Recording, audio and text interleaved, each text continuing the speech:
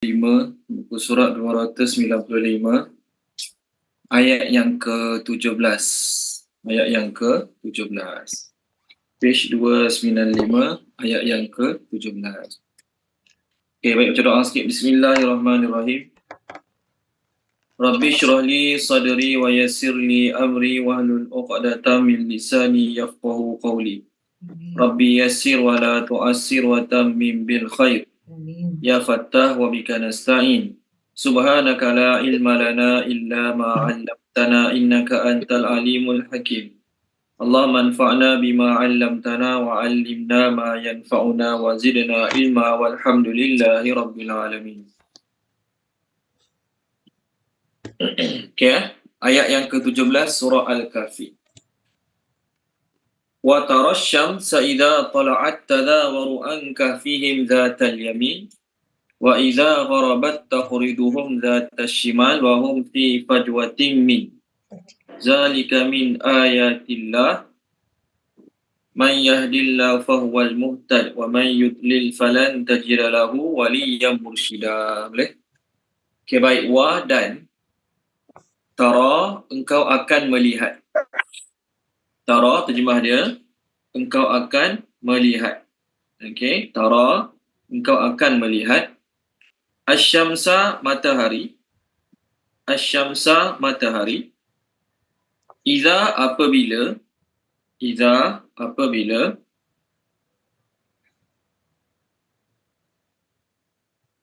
Tala'at, ia terbit. Tala'at, ia terbit. Tala'at, ia terbit. Tazawaru, ia akan condong. Tazawaru, ia akan condong. An, daripada kahfihim, gua mereka. Kahfihim, gua mereka. Zatal yamin, ke arah kanan. Zatal yamin, ke arah kanan. On side the right. Zatal yamin, ke arah kanan. Wa, dan. Iza, apabila. Iza, apabila. Gharabat, ia terbenam. Gharabat, ia terbenam. Okey, gharabat, ia terbenam. Taqriduhum, ia meninggalkan mereka. Taqriduhum, ia meninggalkan mereka. Zatashimal. Okey, zatashimal, ke arah kiri. Zatashimal, ke arah kiri. Wa, sedangkan ataupun padahal. Wa, sedangkan ataupun padahal. Hum, mereka. Hum, mereka. Fi, pada. Fajwatin, kawasan lapang. Fajwatin, kawasan lapang. Minhu, daripadanya. Minhu, daripadanya. Okey, baik. Tolong terjemahkan dia. Tuan Aziz Ali, tolong terjemahkan boleh?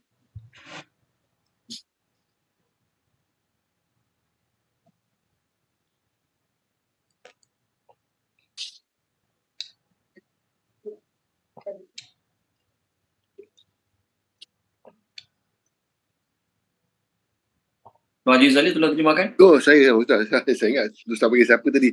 Okey, Ustaz. Bismillahirrahmanirrahim.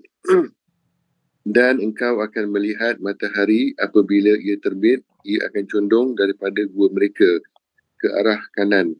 Dan apabila ia terbenam, ia meninggalkan mereka ke arah kiri. Sedangkan mereka pada kawasan lapang daripadanya. Okey. Terima kasih Tuan Haji. Tak apa. Okey, minggu lepas kita cerita tentang Ashabul Kahfi, mereka mengasingkan diri. Ashabul Kahfi, mereka mengasingkan diri daripada masyarakat. Okey, Ashabul Kahfi, mereka mengasingkan diri daripada masyarakat.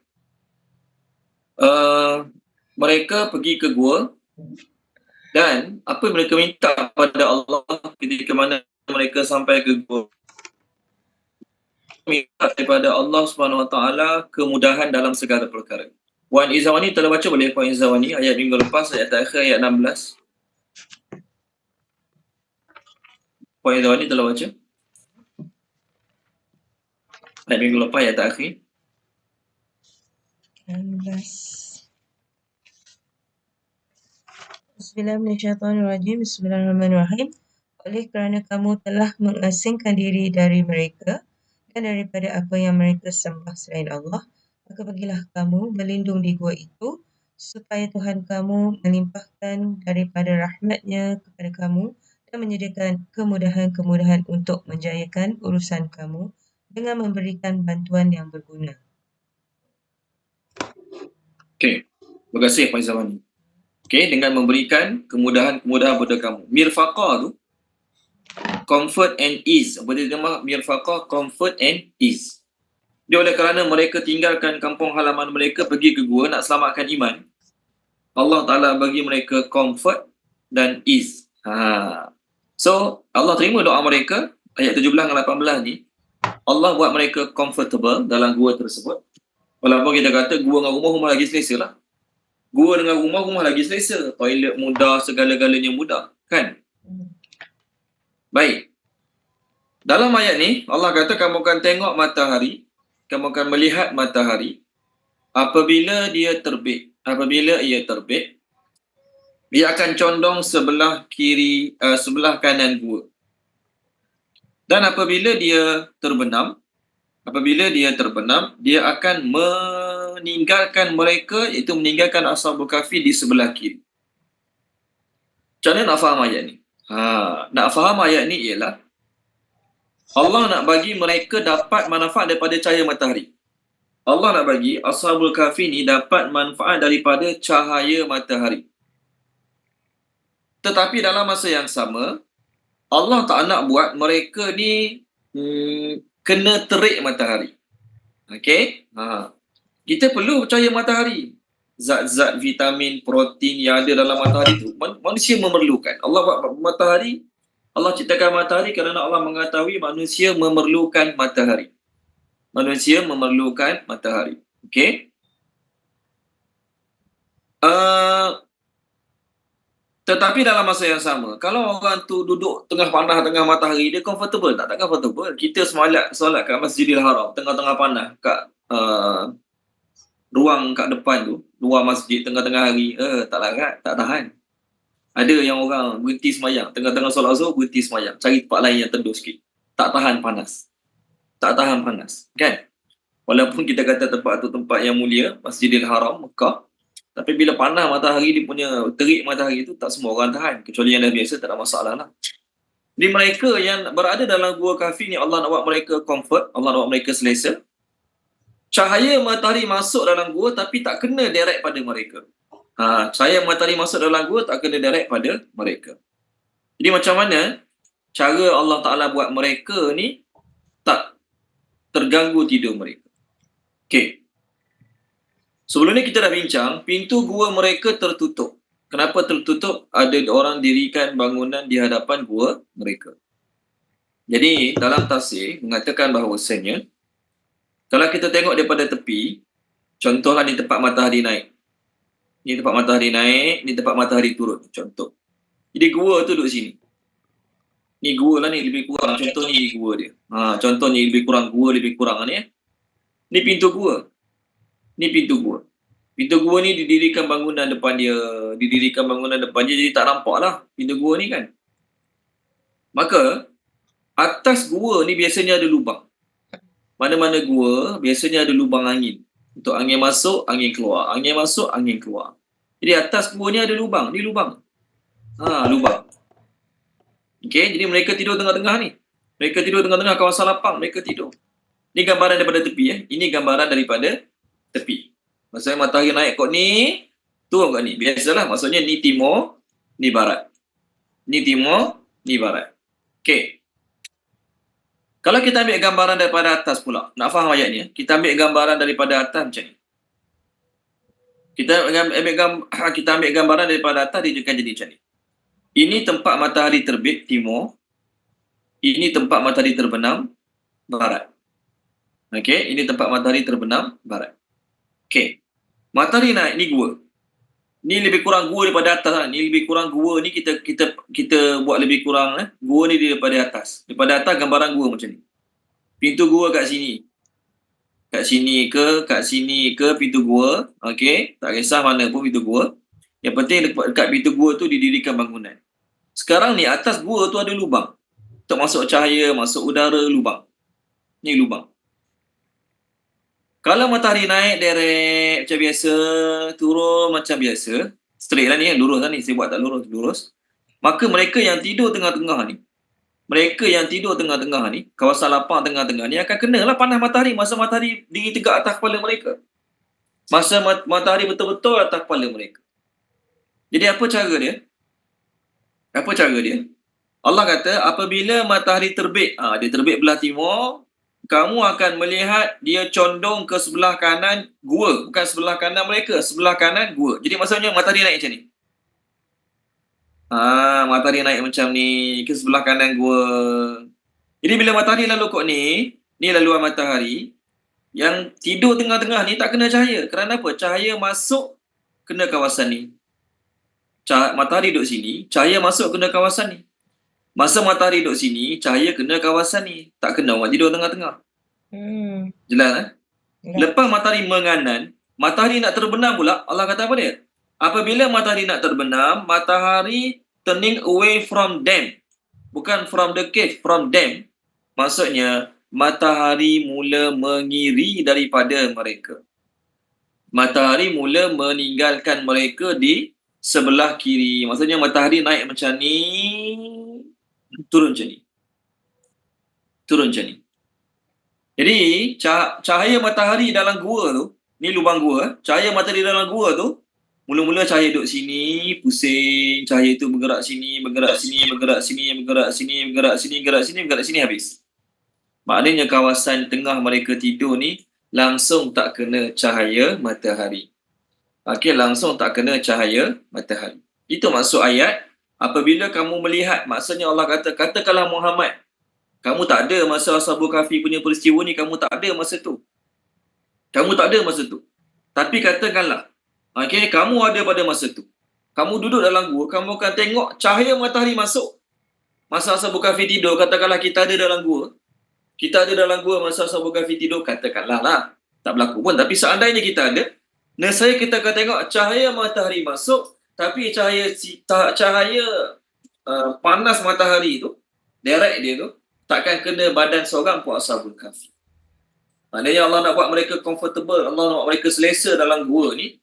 Cahaya perlu. Cahaya masuk, udara keluar masuk. Kan manusia perlukan cahaya, kehidupan perlukan cahaya. Jadi Allah bagi cahaya. Tapi dalam masa yang sama, panas terik tu tak kena kulit mereka. Nampak? Ini tujuan Allah Ta'ala buat matahari melencong ke kanan, turun ke arah sebelah kiri mereka. Jadi, dalam tafsir Al-Azhar, Tamka mengatakan pintu gua terletak sebelah utara. Di pintu letak belah mana tu, satu tafsiran. Tapi tak kisahlah. Mungkin setengah ustaz dia tafsir lain, setengah ustaz dia terangkan lain. Walaupun berbeza-beza tafsiran, tapi kita kena tahu maksud ayat ni Allah nak beritahu mereka tak kena terik matahari. Mereka hanya dapat manfaat daripada cahaya matahari. Okey, ni Allah buat mereka selesa. Maknanya apa? Orang yang hidup atas muka bumi, kita hidup atas muka bumi, rumah kita ada bumbung. Ya, rumah kita ada tingkap, masuk cahaya kot tingkap, masuk udara kot tingkap. Okey? Orang dulu biasa kalau dia buat rumah, dia akan fikir untuk buat lubang angin. Kan? Tapi cahaya matahari kena direct, kita tak kena direct. Kita akan dapat terang. Kita akan dapat manfaat daripada cahaya matahari bila kita duduk dalam rumah, walaupun cahaya itu tak direct kena badan kita. Selesa tak? Selesa. Cuba kalau orang tu buat rumah tak ada bumbung, tak ada atap, panas kena. Tak selesa juga rumah dia. Maknanya orang yang selesa adalah orang yang dia dapat manfaat daripada cahaya matahari, tetapi cahaya tersebut tidak kena pada badan mereka. Seterusnya, ayat seterusnya, surat 295 ayat 17. Zalika demikian itu Min sebahagian daripada. Min sebahagian daripada. Ayatillah, ayat-ayat Allah. Ayatillah, ayat-ayat Allah. Man siapa yang Yahdi memberi petunjuk. Yahdi, ayat berapa? Ayat 17. Ayat 17. Buku surat 295 ayat 17. Yahdi memberi petunjuk. Allahu oleh Allah. Fa maka. Huwa dia. Al-muhtada. Orang yang mendapat petunjuk. Okey. Al-muhtada. Orang yang mendapat petunjuk. Okey. Dan man siapa yang yudlil dia sesatkan. Fa maka lan sekali-kali tidak akan.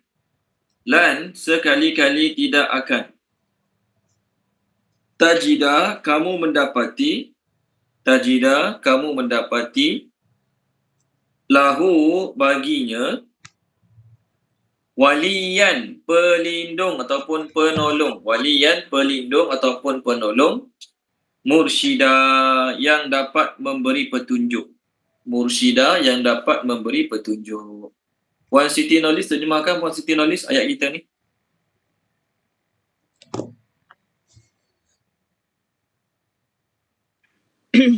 Bismillahirrahmanirrahim.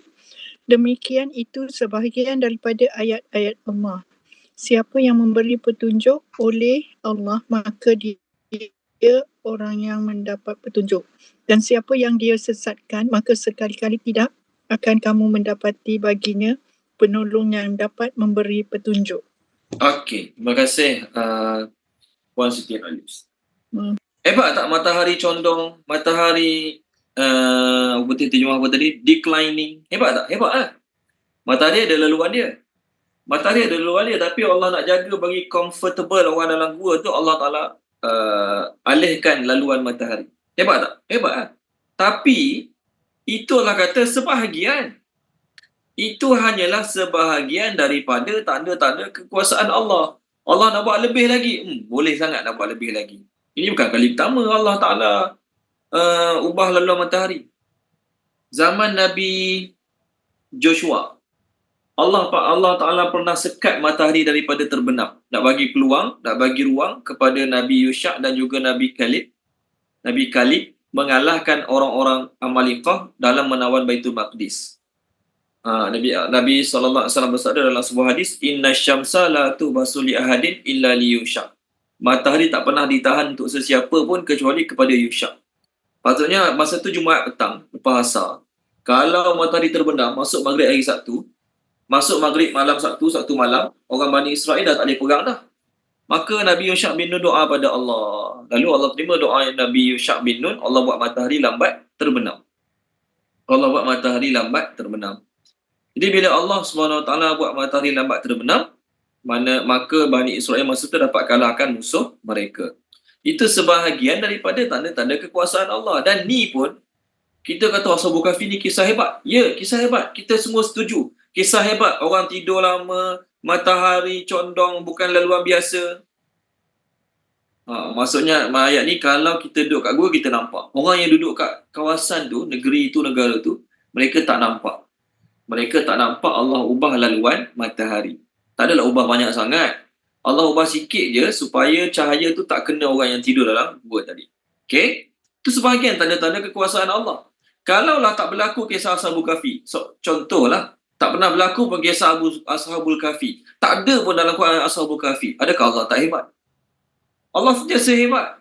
Kekuasaan Allah, kehebatan Allah sentiasa hebat. Hari-hari matahari terbit, terbenam, bulan sekejap kecil, sekejap besar, sekejap anak bulan, sekejap bulan purnama, sekejap bulan separa. Itu semua tanda-tanda kehebatan Allah. Jadi Allah kata Ashabul Kahfi ini sebahagian kecil daripada tanda-tanda kebesaran Allah. Dan dalam Quran, Allah banyak cerita tentang matahari condong ke matahari terbit, matahari terbenam. Matahari berjalan atas paksi dia, atas dia punya garisan dia. Itu pun kekuasaan Allah juga. Jadi ni bukan ni saja Allah Ta'ala tu hebat. Banyak lagi yang hebat. Lepas tu awal-awal surah ni, Allah tanya ayat 9. Ayat surah ni Allah kata, adakah kamu menyangka kisah Ashabul Kahfi dan Raqim ni dia tanda-tanda Allah yang hebat? Yang wonder. Banyak lagi lah tanda-tanda kekuasaan Allah yang hebat-hebat. Puan Salasiah tolong baca. Puan Salasiah, surah Yusuf. Surah Yusuf, muka surat 248, page 248. Okey. Ayat yang ke 105 dan 106.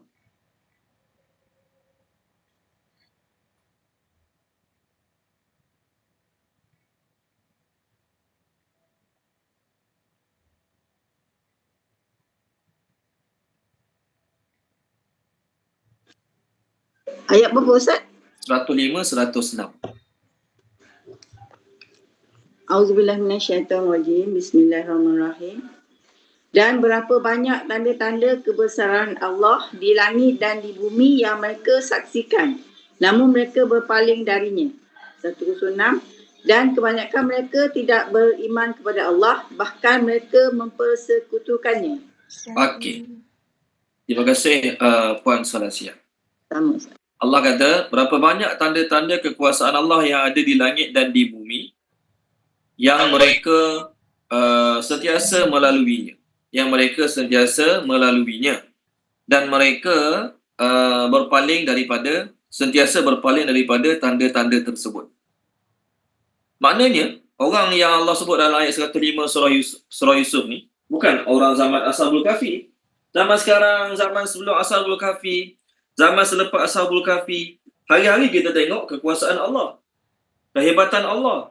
Langit, bumi, siang, malam, tumbuh-tumbuhan daripada kecil, besar. Daripada satu biji benih boleh keluar lagi biji-biji benih yang lain. Itulah tanda kekuasaan Allah. Jadi adakah kita perlu takjub, perlu kagum dengan Ashabul Kahfi ni saja? Tak. Sebenarnya banyak lagi kekuasaan Allah dalam benda-benda lain. Banyak lagi kekuasaan Allah dalam benda-benda lain. Ashabul Kahfi ini adalah salah satu. Ashabul Kahfi ini adalah salah satu. Boleh? Okey, baik.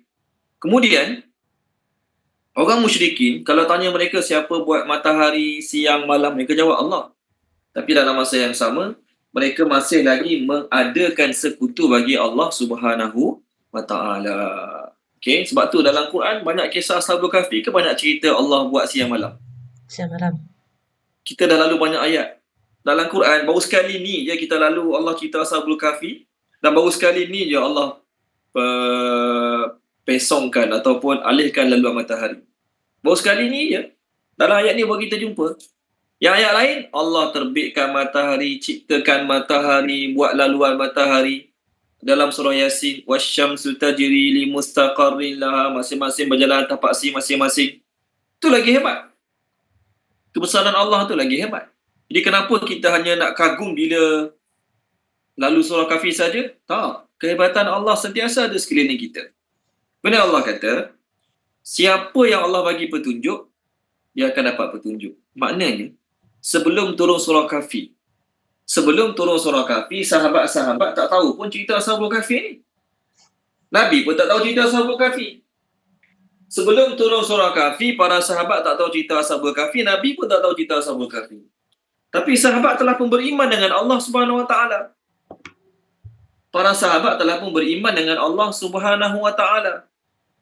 Sebelum turun Ashabul Kahfi, sebelum turun surah Kahfi, para sahabat dah beriman dengan Allah. Maknanya, kalaulah tak ada kehebatan Allah dalam Ashabul Kahfi ni, adakah Allah tak hebat? Tak, Allah tetap hebat. Jadi Allah kata, kalau aku cerita 100 kehebatan aku pasal matahari, sekejap condong, sekejap kanan, sekejap kecil, sekejap besar ke, contohlah, orang yang dapat hidayah, dia akan dapat hidayah.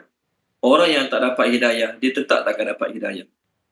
Katakanlah ada dalam Quran ada 100 lagi cerita pelik-pelik macam Ashabul Kahfi. Katakanlah dalam Quran ada 100 lagi cerita yang wonder, yang amazing.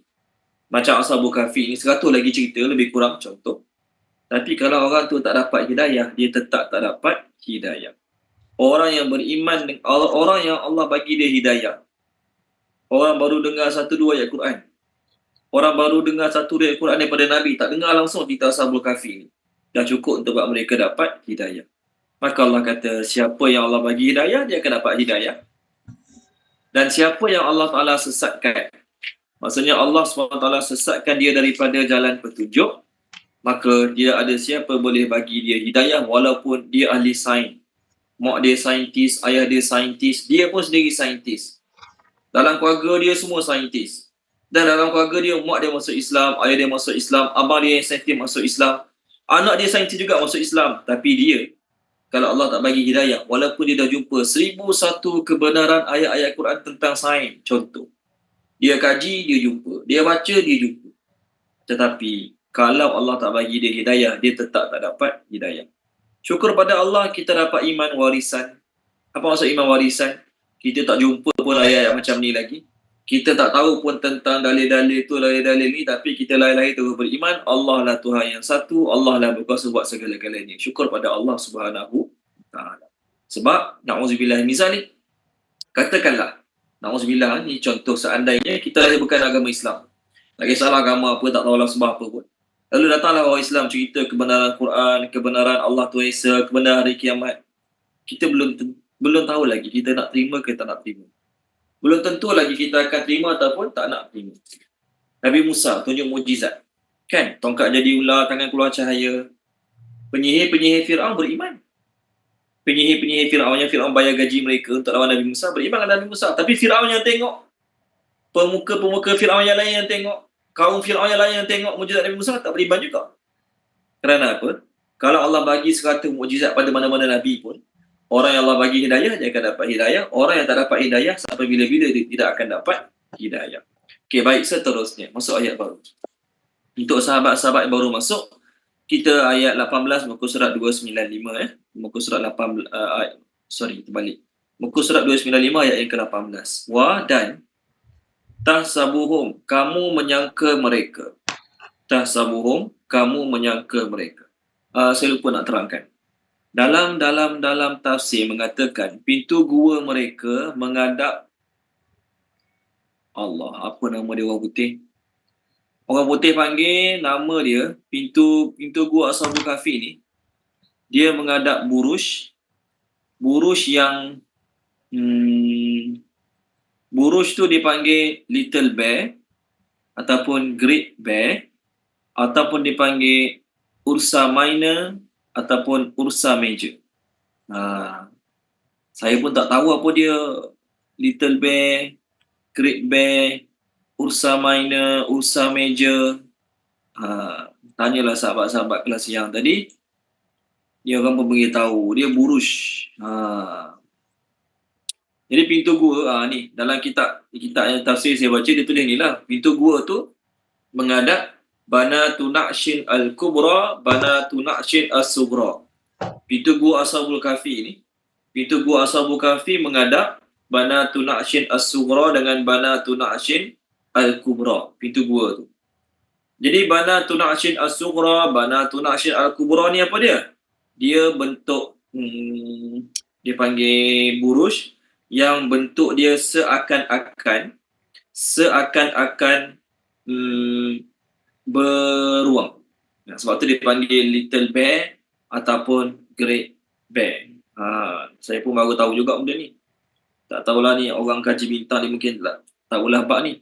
Maknanya pintu gua menghadap belah ni, pintu gua tu menghadap yang belah bawah tu. Dia panggil Ursa Major. Sekejap saya share kat skrin. Kalau tuan-tuan Google keluarlah gambar ni.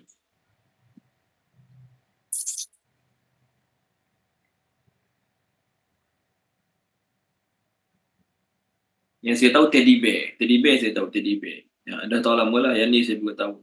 Ursa Major dengan Ursa Minor. Okey, Ursa Major dengan Ursa Minor. Okey. Jadi matahari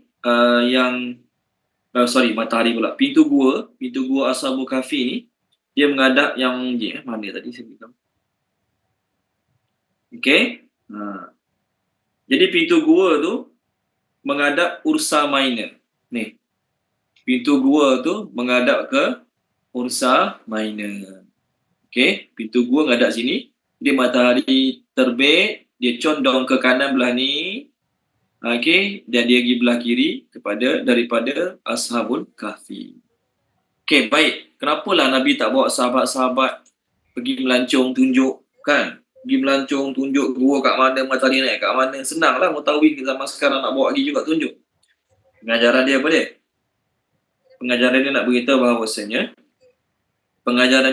bahawasanya bila dalam kisah Ashabul Kahfi ni, bila seseorang tu sanggup tinggalkan segala-galanya kerana Allah, Allah akan bereskan urusan segala-galanya. Matahari pun Allah boleh ubah untuk dia bila dia sanggup tinggalkan sesuatu semata-mata kerana Allah. Bila seseorang sanggup tinggalkan sesuatu semata-mata kerana Allah, matahari punya perjalanan pun Allah boleh ubah untuk dia. Dan orang yang sanggup tinggalkan sesuatu semata-mata kerana Allah, Allah Ta'ala akan bagi dia selesa di mana saja dia berada. Dia bak selesa tak selesa ni, dia bukannya kita kata duduk rumah besar confirm selesa, duduk rumah kecil tak selesa. No. Ada je orang dia tak nak pindah. Duduk rumah flat tak nak pindah, duduk rumah terai, rumah besar sikit. Kenapa? Dia selesa duduk rumah flat, dia kata. Ada orang macam tu. Ada orang dia beli tanah buat rumah besar kat kampung. Rumah dia kita kata luas lah. Tapi dia kata tak nak. Tak selesa. Dia selesa duduk sini. Jiran-jiran bagus, surau dekat, surau banyak program. Ada orang duduk rumah kecil, selesa bahagia. Ada orang duduk rumah besar, tak selesa, tak bahagia. Orang asli. Yes, orang asli. Kat Shah Alam ni. Kat Shah Alam, orang asli. Bukit Bandar Raya. Syarikat Lebar Daun ambil tanah dia orang buat rumah. Syarikat Lebar Daun, kan? Tahu kot, ya? Syarikat Lebar Daun ambil tanah dia orang buat rumah. Buat rumah teras lah. Comel lah rumah orang asli ni. Lepas siap rumah, dia orang pindah masuk dalam hutan balik. Masuk dalam hutan lagi dalam. Buat rumah kat dalam. Okay. Maknanya apa? Kita je fikir. Lagi besar rumah, lagi selesa. Lagi besar rumah, lagi selesa. Tak. Keselesaan tu berbeza. Dia subjektif. Dia tak sama bagi semua orang. Ada orang dia suka rumah tinggi-tinggi. Bangunan tinggi-tinggi. Ada orang dia tak suka. Jadi mereka ni Allah selesakan walaupun dia dalam gua. Ada setengah-setengah, minta maaf banyak lah. Setengah-setengah anak bandar ni, dia balik kampung dia kat pendalaman lah. Ulu Kelantan ke, Ulu Terengganu ke, Ulu Kedah ke, Ulu Perlis ke. Dia tak boleh duduk lama. Tak selesa. Dia suasana kampung. Dia tak selesa. Anak-anak lagi, kat kampung dia tak ada internet. Lagilah, Fras menonggeng-nonggeng dia. Balik kampung ikut mak ayah dia. Kenapa kampung tak ada internet? Bila nak balik ke bandar semula? Contohlah. Jadi keselesaan bagi manusia itu berbeza. Jadi orang yang buat sesuatu semata-mata kerana Allah, tinggalkan sesuatu semata-mata kerana Allah, walaupun rumah dia biasa je, tempat tinggal dia biasa je, tapi Allah akan bagi keselesaan pada diri dia. Okey, so ayat 18 pula. Wa dan tahsabuhum, kamu menyangka mereka ayqazan, jaga. Jaga tu maksudnya tak tidur lah. Ayqazan, jaga. Wa sedangkan ataupun padahal hum, mereka rukudun, tidur. Wa dan nuqallibuhum, kami palingkan mereka.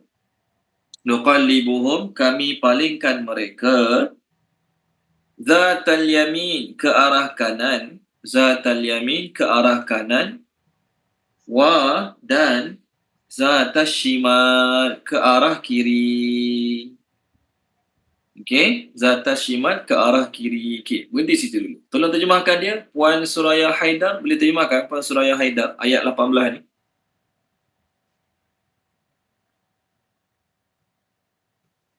Bismillahirrahmanirrahim. Dan kamu menyangka mereka jaga, padahal mereka tidur. Dan kami membolak-balikkan mereka ke sebelah kanan dan ke sebelah kiri. Okey, terima kasih Puan Suraya Haidar. Tadi Allah bagi mereka keselesaan, manfaat pada cahaya mereka dapat, udara keluar masuk mereka dapat. Itu yang pertama. Okey. Yang kedua, semua dah juga masa COVID pun ni kan. Doktor-doktor beritahu rumah kita ni pasti kena ada laluan udara masuk dan kena ada laluan udara keluar. Walaupun kita kata rumah kita selesa, aircon dan sebagainya, tapi pastikan ada laluan udara masuk dan laluan udara keluar. Itu lagi bagus untuk kesihatan berbanding dengan tutup terperak je kan. Okey, baik. Sekarang Allah nak bagi tahu keselesaan mereka pula ialah mereka dapat orang putih panggil deep sleep. Tak silap saya lah, orang putih panggil deep sleep. Tidur yang cukup-cukup bagus, tidur yang cukup sempurna bagi mereka. Dalam bahasa Arab, kita tengok tahap-tahap tidur. Malam ni kita amalkanlah tahap-tahap tidur ni. Pertama, kita bawa kereta, kita rasa mengantuk. Kita bawa kereta balik kampung ni. Lepas kita drive sejam ke sejam setengah rasa mengantuk. Tak tertidur lagi, mata buka lagi, telinga dengar radio kat kereta jelas lagi. Tapi badan rasa mengantuk. Jadi apa kita buat? Kita mungkin berhenti dekat RNR cari kopi ke, ataupun berhenti kat RNR, baring sekejap dapat tidur 10 minit ke. Kan? Di masa kita drive tu, masa kita bawa kereta, kita rasa mengantuk dan kita rasa nak berhenti ke tepi. Berhenti kat mana RNR untuk dapatkan tenaga balik. Rasa mengantuk yang mula-mula datang tu namanya bahasa Arab sinatun. Namanya dalam bahasa Arab sinatun. Boleh? Pernah sekali tu, saya balik Kuantan. Masa tu raya, tak ingat raya apa, jalan jam lah. Highway LPT jam. Saya pun berhenti dekat RNR Lancang. Berhenti, solat, buang air, solat semua. Kebetulan ada kereta parking depan saya, sebiji warna macam kereta saya. Kereta dia sebiji warna macam kereta saya. Saya pun nak keluar je surau tu, terus pergi kat kereta tu, buka pintu driver. Buka pintu driver, tengok-tengok orang dalam kereta semua saya tak kenal. Semua saya tak kenal. Badan besar pula tu. Mujur. Alhamdulillah, semua dalam kereta tu tidur. Driver tidur, sebelah dia tidur, belakang dia pun semua tidur. Alhamdulillah. Saya pun tutup balik pintu kereta, pergi kereta belakang, gelak sorang-sorang. Pergi kereta saya balik, gelak sorang-sorang. Ni cerita pengalaman. Kalau tidak malu, kelahi dengan orang tu, ingat pencuri ke, nak rompak dia ke, nak curi kereta dia ke. Betul lah kan? Biasa kita penat drive, kita akan cari highway untuk kita, cari RNR untuk kita rehat. Jadi rasa mengantuk masa bawa kereta tu, ataupun kita tak payah kata bawa kereta, kita jumpa kawan lama, dia ajak minum kat kedai mamak. Apa? Ajak minum pukul 11 malam dia ajak minum. Tak apalah, kita pergi minum pukul 11 malam dengan dia. Minum pukul 12 suku kita dah rasa tak larat dah ni, aku nak kena balik tidur lah. Penat tak? Jadi rasa tak larat, rasa nak cari bantal, nak cari tilam, rasa tu namanya sinatun. Boleh? Allah bukan sekadar tak tidur, bukan sekadar tak ngantuk. Sinatun pun tak ada bagi Allah. Tak adalah kata Allah Ta'ala ni dia uruskan bumi, dia tak habis bumi, ada masa dia penat, ada masa dia ngantuk. Tapi dia dapat lawan penat tu. Dia dapat lawan ngantuk tu. Tak ada. Rasa penat, rasa ngantuk, rasa nak pergi cari bantal pun tak ada bagi Allah SWT. Ni tahap yang pertama, sinatun. Sebab tu ayat kursi, la ta'khudhuhu sinatun wala naum. Atas sikit pada sinatun ni mengantuk, dia panggil nu'as. Jadi sinatun ni adalah rasa mengantuk yang menguasai kepala. Kepala kita rasa mengantuk. Lepas tu kita bawa kereta, kadang-kadang suruh rumah picit kepala sikit ngantuk, picit belakang, okay? Rasa mengantuk yang menguasai kepala. Nu'as ni, dia berat sikit, dia rasa mengantuk yang menguasai mata. Saya tulis M mata. Bila tau nak tengok orang nu'as ni? Tengok orang pergi khutbah Jumaat. Lelaki biasa pergi solat Jumaat, time khutbah. Ramai je orang yang telinga dengar khutbah tapi mata dah tutup macam ni. Orang telinga dengar lagi khutbah ni, dengar orang bising, wah cakap, tak tahu cakap khutbah apa, tapi mata macam tu. Maksudnya apa? Rasa mengantuk tu dah kuasai mata dia. Mata dah tertutup, telinga dengar lagi ni. Dengar ceramah, dengar khutbah Jumaat. Bukannya khatib tu baca khutbah, suara macam bisik-bisik. Kuatlah speaker masjid, speaker surau kuat. Kuatlah kan speaker tu. Tapi dia ni ngantuk sangat, dah kuasai mata dia. Macam tu. Silap air bulan kena yang lagi teruk, siap keluar elevasi. Ada kot macam tu. Okey? Jadi, dia panggil nu'as dalam bahasa Arab. Tahap yang kedua. Okey, nu'as. Biasanya orang ni sambil duduk, sambil duduk atas kursi sambil duduk bersila, dia akan jadi nu'as. Kejap saya tunjuk kat tuan-tuan perkataan nu'as. Tolong baca Puan Tamsiah boleh? Puan Tamsiah, surah Allahumma salli ala Muhammad. Surah apa ya? Surah Ali Imran. Surah Ali Imran. Muka surat 70. Muka surat 70. Tengok atas sekali. Tolong baca Puan Tamsiah boleh? Boleh Ustaz. Ayat 154 ya Ustaz Ya, betul. Bismillahirrahmanirrahim. Kemudian setelah kami ditimpa kesedihan, dia menurunkan rasa selamat kepadamu berupa rasa mengantuk yang meliputi segolongan daripada kamu. Sedangkan segolongan lagi telah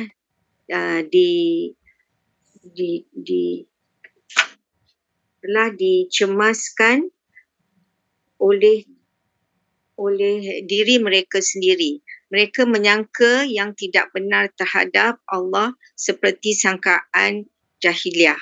Mereka berkata, adakah sesuatu yang dapat kita lakukan dalam urusan ini? Katakanlah Muhammad, sesungguhnya segala urusan itu di tangan Allah. Mereka menyembunyikan dalam hatinya apa yang tidak mereka terangkan kepadamu. Mereka berkata, sekiranya ada sesuatu yang dapat kita lakukan dalam urusan ini, nescaya kita tidak akan dibunuh, dikalahkan di sini. Katakanlah Muhammad, meskipun kamu ada di rumahmu, nescaya orang-orang yang telah ditetapkan akan mati terbunuh itu keluar juga ke tempat mereka terbunuh. Okey, Allah. cukup Puan. Terima kasih Puan. So, apa perkataan ngantuk kat situ? Nu'asan. Thumma anzala alaikum min ba'dil ghammi amanatan nu'asan. Okey. Terjemah nu'asan apa dia? Mengantuk. Berarti terjemah slumber. Berarti terjemah slumber. Okey. Okey, nampak?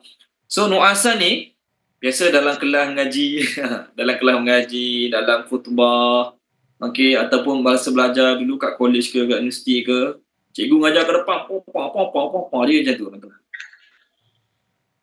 Telinga dia dengar lagi ada orang membebel kat depan tu.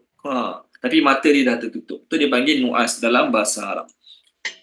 Tahap ketiga dia panggil naum. Naum ni adalah rasa mengantuk yang menguasai kepala, mata dan badan.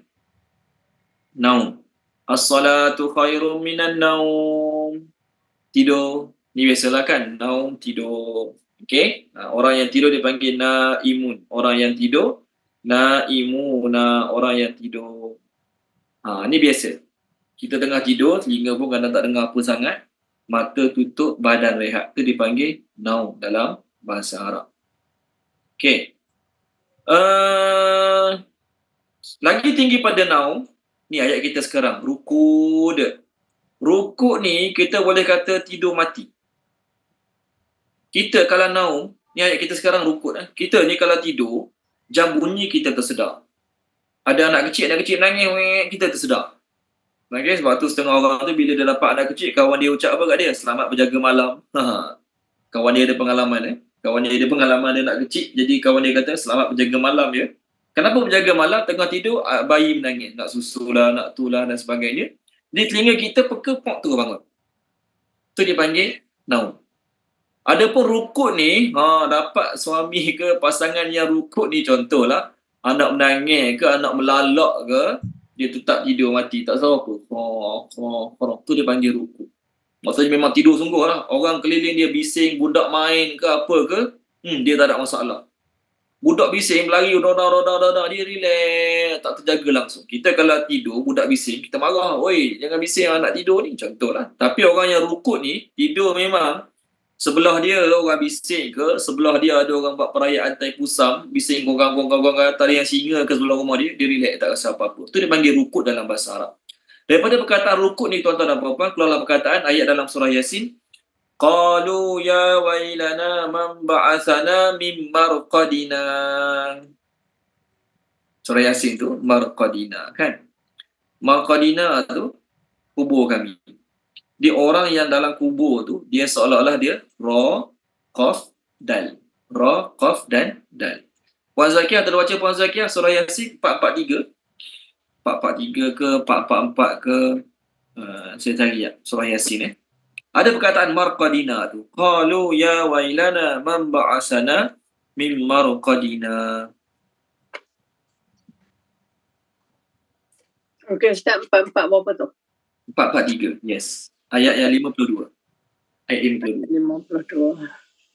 A'udzubillahi minasyaitonirrajim. Mereka berkata, celakalah kami. Siapakah yang membangkitkan kami daripada tempat tidur kami, iaitu kubur. Inilah yang dijanjikan Allah yang Maha Pemurah dan benarlah Rasul-Rasulnya. Okay, terima kasih Puan Zakiah. Jadi orang putih terjemah, our sleeping place, tempat tidur. Dalam kubur tu kita mati, tapi lepas tiupan sangkakala yang pertama sampai tiupan sangkakala yang kedua, masa tu tidak ada azab. Masa tu tidak ada sebarang azab. Jadi masa tu semua orang, dia jahat ke dia baik ke, dia akan rasa macam tidur. Jadi tidur masa tu dia panggil ruhud. Maksudnya apa? Tidur mati sungguh lah. Tidur mati. Jadi saya nak terangkan, Ashabul Kahfi ni walaupun tidur dalam gua takkanlah selesa macam tidur kat rumah sendiri kan. Rumah sendiri tilam satu. Tilam tebal tu kat rumah sendiri. Okay, dalam gua takkan buat tilam. Paling kuat sleeping bag. Okay, kat rumah ada kipas, ada aircon. Dalam gua tak tahu apa persediaannya sangat. Tapi walaupun tidur dalam gua, Allah bagi mereka keselesaan yang amat-amat sangat. Tu panggil rukud. Tu dipanggil rukud. Maknanya apa? Manusia memerlukan tidur juga. Manusia memerlukan tidur. Antara keperluan bagi manusia adalah tidur. Antara keperluan bagi manusia adalah tidur. Maka mereka Ashabul Kahfi ni Allah selesaikan tidur bagi mereka. Ni kelebihan tidur. Lagi lepas ni kita amalkan terus. Habis kelas ni solat isyak tu kita amalkan kelebihan tidur. Ni saya ambil dalam gerik-gerik Quran. Okey, tengok. Tidur sebagai ketenangan dan istirahat. Ni bahasa Indonesia lah ni, istirahat ni. Beberapa ayat ini secara gamblang, tak tahu gamblang atau apa dia, menyebut tidur sebagai terapi ketenangan dan tempat istirahat. Allah buat mereka ni memang tidur tenang sungguh lah ni.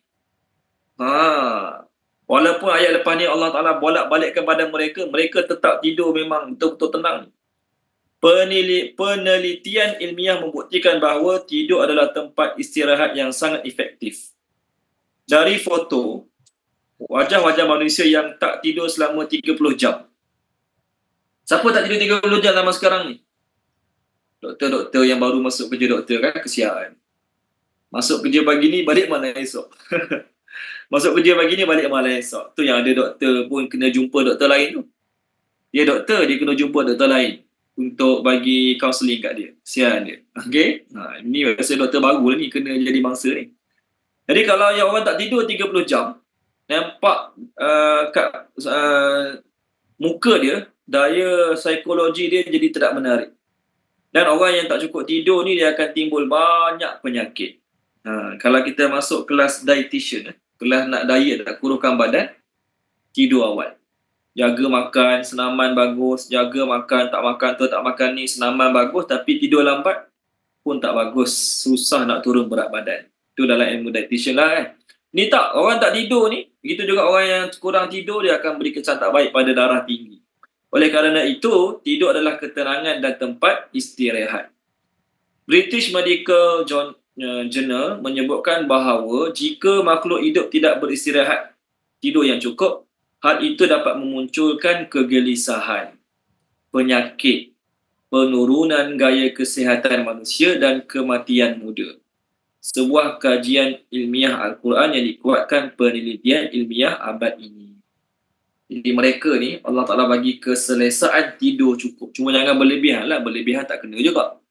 Sebab tu Allah kata bab tidur ni wa ja'alna naumakum subata. Kami jadikan tidur tu untuk rehat.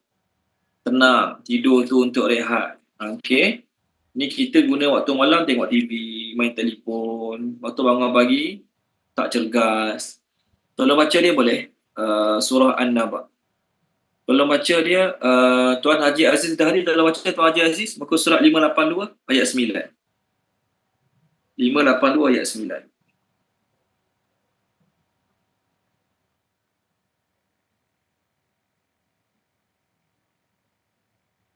Ada Tuan Haji Aziz Dahri yang Bismillahirrahmanirrahim. Dan kami menjadikan tidurmu untuk istirahat. pendek jadi ada. Kami jadikan tidur untuk istirahat. Subata. Waja'alna naumakum subata. Daripada perkataan subata, keluar perkataan Sabbath day. Kan? Sabbath day itu hari rehat Bani Israel tak boleh kerja. Dia tidur ni, Allah maksud kita rehat. Tiba-tiba masa kita rehat, kita tak rehat. Tengok TV, buat kerja lain. Kan? Lepas tu orang-orang yang kerja shift malam ni, polis ke, askar ke, doktor ke, dia tak boleh tiap-tiap hari kerja malam. 2-3 hari kerja malam sehari, lepas 2 hari atau 3 hari pula baru kerja malam pula. Sebab apa? Kalau tiap-tiap malam dia kerja malam akan beri kesan tak baik pada tubuh badan dia. Begitu juga doktor-doktor nasihatkan kita makan malam bagusnya 4 jam sebelum tidur, last kita makan malam. 4 jam sebelum tidur, last kita makan malam. Tidur pukul 10, makan malam pukul 6. Tidur pukul 11, last makan malam pukul 7. Apa tujuan dia? Tujuan dia supaya kita tidur, badan kita pun rehat. Kalau kita tidur pukul 12, ni banyak kita buat lah ni. Pukul 11.30 kita pun makan. Makan nasi goreng pula tu. Nasi goreng daging, pukul 11.30. Ya, pukul 12 kita mungkin boleh tidur pukul 12. Tetapi apa kesan tak baik dia? Kita bangun tidur, badan kita letih, penat. Sebab kita rasa macam kita tidur, tapi perut kita sedang bekerja. Perut kita sedang bekerja memproses, menghadam makanan yang kita makan. Sebab tu kita rasa susah, berat nak bangun tidur dan juga penat lepas bangun tidur. Maknanya, time tidur kena tidur. Time tidur kena tidur. Orang-orang kena darah tinggi ni bila doktor tanya kenapa tidur lambat. Dia kata dia tidur lambat sebab suka tengok TV, sebab suka main telefon. Maka doktor tu nasihat apa? Awak boleh tengok TV, awak boleh main telefon. Itu macam mana cara dia? Doktor tu kata, awak tidur pukul 10 malam, bangun pukul 4, sambung tengok TV, sambung tengok telefon. Okey, tu lagi baik. Tidur pukul 10, pukul 4 bangun. Untuk main telefon dan tengok TV. Dia doktor, dia nasihat apa tu lah, dia tak cakap pasal tahajud pun. Apa maksud dia? Maksud dia, malam Allah buat suruh tidur. Siapa buat selain tidur, dia akan dapat penyakit-penyakit yang tertentu lah, yang disebabkan tak cukup tidur. Okey, baik. Ayat seterusnya. Ada lagi sebenarnya perkataan tidur dalam bahasa Arab. Cuma yang saya share tadi 4 perkataan tidur kan. Sinatun, nu'asun. Kalau saya nak cakap saya mengantuk dalam bahasa Arab, ana fin nu'as. Kalau saya nak cakap saya ngantuk, ana fin nu'as. Cakap benda itu. Terutama sinatun, nu'asun, naumun dan juga rukun. Ada lagi 2 perkataan tidur dalam bahasa Arab. Satu dipanggil yahja'un. Ya, ha, jim, ain, waw, nun. Yahja'un, ni tidur malam. Tadi naum tadi siang ke malam ke tak kisah. Naum ni yahja'un ni khusus untuk tidur malam. Manakala qailun ataupun dia panggil qailulah, khas untuk tidur siang. Jadi tidur siang sama ada dia tidur siang tu naum ke, rukut ke, dia tidur siang tu sinatun ke, nu'asun ke, tidur siang tu dipanggil qailun. Tolong terjemahkan dia. Siapa dia? Datin Nolia tolong terjemah boleh? Datin Nolia boleh tolong terjemah? Ya Ustaz. Datin nak tidur siang ke dia tidur malam? Siang tidur, malam pun tidur. Okey, Datin terjemah ayat tidur malam. Muka surat 521. Ayat 17. 521 sikit Ustaz Ayat 17. Ni saya nak tunjuk perkataan tidur. Jadi perkataan tidur yang saya nak tunjuk ni dia termasuk dalam kategori mana? Dia melibatkan masa. Dipanggil ayat 17. Sifat ahli syurga. A'udzubillahiminasyaitonirrajim. Mereka sedikit sekali tidur pada waktu malam. Okey. Terima kasih Datin Aulia. Tadi saya kata kena tidur. Kerana apa tujuan tidur? Tujuan tidur adalah untuk dapat ketenangan. Tidur untuk dapat ketenangan. Sebenarnya ada lagi yang dapat tenang daripada tidur. Ada lagi yang lebih tenang daripada tidur. Apa dia? Perbuatan lagi tenang daripada tidur waktu malam hari. Ibadat. Ibadat pada Allah lebih tenang berbanding dengan tidur. Bukan tak tidur langsung, tidur juga. Tapi bangun ibadat pada Allah lebih mendapat ketenangan. Allah sebut Allah buat malam tu untuk dapat ketenangan. Mana untuk dapat ketenangan? Pengaruhan Hamzah, kalau baca boleh pengaruhan Hamzah. Allah buat malam tu dapat ketenangan. Ketenangan ibadat. Selain ibadat, tidur. Surah Al-Qasas. Muka surat Ustaz. 394 ayat 73. 394 ayat 73. Ayat.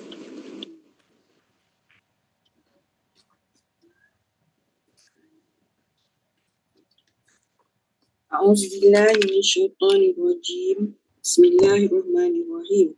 Katakanlah Muhammad, apa pendapatmu jika Allah menjadikan malam itu terus menerus sehingga hari kiamat? Puan, panjang sangat tu. 73 dia terus. 73. Oh, 73, okey. Maaf Ustaz. Dan kerana rahmatnya dia jadikan untukmu malam dan siang agar kamu beristirahat pada malam hari dan agar kamu mencari sebahagian kurniaannya pada siang hari serta agar kamu bersyukur kepadanya.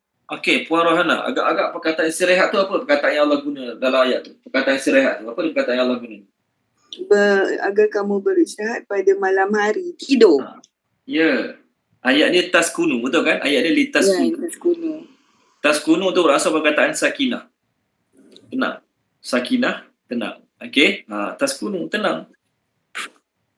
Jadi Allah buat malam untuk tenang. Tenang ni macam mana? Tidur kejap, bangun ibadat. Tu lagi tenang. Masya Allah. Tapi sekarang, orang dulu-dulu senang tidur malam. Kenapa senang tidur malam? Tak ada TV, tak ada telefon. Okey. Baca buku pun tak boleh lama-lama sebab nak jimat pelita. Jimat lilin. Kan? Orang dulu-dulu senang tidur malam. Senang tidur awal, sorry. Bila senang tidur awal, senang nak bangun tahajud. Kita sekarang susah nak tidur malam sebab apa? Sibuk. Asalnya nak baca WhatsApp je, nak baca mesej orang je, satu dua, lala macam-macam dia baca. Baca tu, baca ni, tengok video tu, tengok video ni. Lala tak boleh nak tidur. Okey, baik. Ni tidur malam namanya yahja'un, tidur siang. Namanya qailun ataupun kita panggil qailulah, tidur siang. Tolong baca Tuan Haji Rashid, surah Al-A'raf 151. Surah Al-A'raf muka 151 ni dia panggil tidur siang. Qailun. 151 ayat yang keempat. Ada perkataan qailun. Taking over the rumah, taking midday nap. Nap power. Power nap.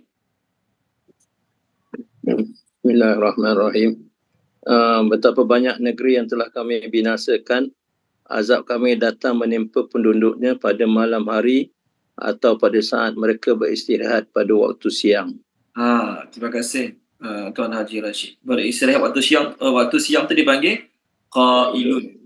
Jadi qailun tu berasal pada perkataan qailulah. Okey, tu jenis-jenis tidur. Jadi mereka ni, Ashabul Kahfi ni, walaupun tidur kat tempat tak selesa, tuan-tuan dan puan-puan, tapi Allah bagi mereka memang tidur yang cukup puas. Seterusnya, jadi Allah bagi mereka udara, bagi mereka zat daripada cahaya matahari, vitamin dan sebagainya, dan juga Allah bagi mereka tidur yang cukup. Seterusnya, bila orang lama tidur ni, dia terdedah kepada dua jenis penyakit. Pertama dipanggil back sore. Yang kedua dipanggil pressure ulcer. Yes. Pressure ulcer. Pertama dipanggil back sore, kedua dipanggil pressure ulcer. Betul kan? Orang yang sakit lama, lumpuh ke stroke ke, doktor kena bolak-balikkan badan mereka supaya tak kenalah penyakit-penyakit tu. Dan Allah buat benda yang sama juga pada Ashabul Kahfi. Sama ayat seterusnya. Dan nuqallibuhum, kami balikkan mereka. Zata, ke arah, on side. Al-yamin, kanan. Kita biasa baca ya muqallibal qulub. Ya Tuhan yang membolak-balikkan hati. Ya muqallibal qulub, terjemah dia, ya Tuhan yang membolak-balikkan hati, kan? Ada satu makanan Arab, nama makanan tu maklubah. Nama makanan Arab tu maklubah. Tuan-tuan type je kat Google, maklubah. Kenapa makanan tu namanya maklubah? Nama makanan Arab ni, dia masak nasi dengan daging sekali, nasi dengan daging kambing ke yang kena masak sekali. Lepas dia siap masak, Ni periuk ni. Ni lebih kurang lah saya lukis periuk. Ni periuk. Bodoh lah periuk saya ni. Dalam ni ada nasi, dalam ni ada daging dia sekali kan. Dia masak-masak sekali. Nanti masa dia nak hidang kat tetamu, dia akan terbalikkan periuk ni. Ni talam. Dia akan terbalikkan. Pok. Dah ni. Jadi ayam yang duduk bawah, kambing yang duduk bawah, apa yang duduk bawah masa dalam periuk ni, bila terbalikkan, dia akan jadi kat atas lah pada masa tu. Jadi hidangan tu dalam bahasa Arab nama dia maqlubah. Biasa dengar kot orang biasa pergi umrah, pergi haji, biasa dengar perkataan maqlubah ni. Kenapa? Dibalikkan. So Allah kata kami balikkan mereka. Kami bolak-balikkan mereka zatal yamin ke arah kanan. Zatal yamin ke arah kanan. Wa dan zatal shimal ke arah kiri, and on side the left ke arah kiri. Okay? Ni dah terjemah tadi kan? Ke belum? Tuan-tuan dan puan-puan? Belum kan? Belum. Okay. Yang tu dah kiri kanan tu dah Ustaz. Kiri kanan dah? Dah. Okay, sorry. Kalau kiri kanan dah, saya lupa. Okay. Allah Ta'ala buat mereka, ada pendapat mengatakan, ni dalam tafsir-tafsir lah ni ya. Allah balikkan mereka ke kiri ke kanan tu, tapi pendapat ni kurang tepat lah. Ni gua. Okay, ni gua, ni lubang atas gua tadi. Masa matahari duduk sini, cahayanya kat sini. Cahaya kat sini. Jadi masa matahari ke arah sini, Allah balikkan mereka ke sini. Allah golek mereka sampai sini. 7 orang. Bila matahari tu ke arah sini, maka cahaya yang duduk sini akan ke arah mereka balik. Cuma lalu kat ni lah. Masa cahaya nak ke arah mereka balik, Allah golekkan mereka ke arah ni pula. Maksudnya mereka tak kena matahari langsung. Pendapat ni ada dalam sebahagian tafsir, tetapi tidak tepat. Kenapa tidak tepat? Kalau ikut pendapat ni, maksudnya apa? Tiap-tiap hari kena golek. Betul Kalau ikut pendapat ni, tiap-tiap hari kena golek. Pukul 8 pagi matahari nak tolak, nak kena arah ni, Allah kena golek belah ni. Pukul 3 petang, pukul 4 petang, matahari nak kena balik mereka, kena golek, kena balik-balikkan semua ke belah ni. Jadi, untuk mengelakkan bed sore ataupun pressure ulcer tadi, adakah pesakit tu kena digolek-golekkan tiap-tiap hari? Tak perlu pun golek-golek tiap-tiap hari. Betul kan? Orang kena stroke ke, kena apa penyakit yang terbaring lama ni, tak adalah doktor kata kena tiap-tiap hari balikkan ya, kena tiap-tiap hari balik. Tak ada. Sebab tu dalam tafsir berbeza-beza pendapat. Ada pendapat mengatakan Allah hanya balikkan mereka setahun sekali. Ni dalam tafsir, pendapat ni kita tak boleh kata tepat 100%. Sebab ni tulisan tafsir semata-mata. Tidak ada sandaran daripada hadis Nabi pun. Allah balikkan mereka setahun sekali je, itu pada tanggal 10 Muharram, hari Ashura. Ada pendapat mengatakan setahun Allah balikkan mereka 2 kali. Ada pendapat mengatakan setiap 9 tahun sekali. Okey, ada pendapat mengatakan sedemikian. Wallahu alam, kita tak tahu berapa kali Allah balikkan mereka. Kita tak tahu berapa kali Allah Ta'ala pusing-pusingkan mereka. Yang penting Allah guna perkataan nuqallibuhum. Nuqallibuhum tu dipanggil, dalam grammar dipanggil present tense. Maksudnya Allah sentiasa membalik-balikkan mereka dalam gua tersebut. Sekejap ke arah kiri, sekejap ke arah kanan. Bayangkan lupa nak terangkan. Mereka ni tidur dalam keadaan mata mereka terbuka. Mereka tidur dalam keadaan mata mereka terbuka. Sebab tu Allah kata, kalau kau tengok mereka, kau akan menyangka mereka ni jaga. Sedangkan mereka tu tidur mati. Tidur yang paling tahap tinggi tadi, saya sebut tadi. Tapi kenapa kau akan merasakan mereka tu jaga? Kerana mata mereka terbuka. Mereka tidur mati tapi mata mereka terbuka. Inilah kehebatan Allah Subhanahu Wa Taala. Dan Allah balikkan badan mereka. Bayangkan, kita tidur, orang tolak ke kiri, tolak ke kanan. Bahkan kalau kita ni, biasa budak-budak lah, kalau dia tidur, dia jatuh katil, dia dah jatuh, mok kat atas lantai, baru dia sedar. Budak-budak, dia tidur, anak-anak kita kan, 3, 4 tahun, 5 tahun, dia golek-golek atas katil, dia terjatuh. Dia dah jatuh kena lantai, mok, baru dia sedar, baru dia menangis. Ni budak. Kita yang dah berumur ni, kita tidur atas katil ke, atas sofa ke, kita bergolek nak jatuh. Sebelum kita sampai kat tanah, kat lantai, kita dah sedar. betapa kita ni cepat sedarlah kalau bergolek masa tidur. Tapi mereka ni walaupun bergolek ke kiri, bergolek ke kanan, Allah pusingkan ke kiri, Allah pusingkan ke kanan, mereka tetap tidak sedar-sedar. Apa tujuan dia? Agar tanah tidak memakan daging-daging mereka. Tujuan dia dalam tafsir kata agar tanah tidak memakan daging-daging mereka. Okey, tengok ni apa yang ditulis oleh The Great Quran. Jadi dia orang tak mati lah Ustaz kan? Ustaz?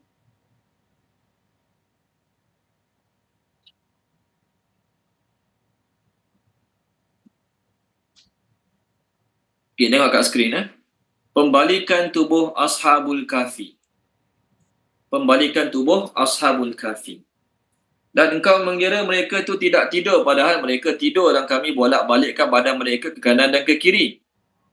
Anjing lepas ni. Fakta bahawa Ashabul Kahfi telah tidur selama 309 tahun dalam gua dianggap sebahagian orang mukafirin ni, terutama orientalis barat, sebagai tahyul, cerita merapu dan khurafat.